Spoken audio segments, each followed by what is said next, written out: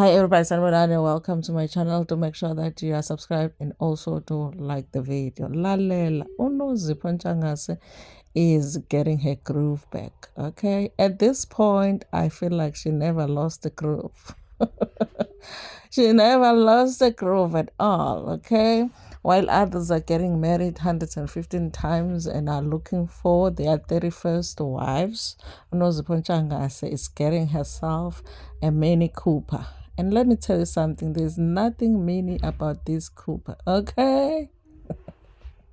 Listen, I feel like uNozipho, since the separation, she's living her best life. Okay, ngizwile ngandlebeni ukuthi she's officially moved to Durban. She even has events that she is hosting and speaking at in and around Durban. And now the Mini Cooper. Okay, she's living her best life. Okay, sometimes all you need is to leave that man. Lo seduze mbuk is mhlambe nawe ngabe unemini Cooper manje uhleli-ke nalesiphongo sakho. Anyway, guys, congratulations to uNozipho.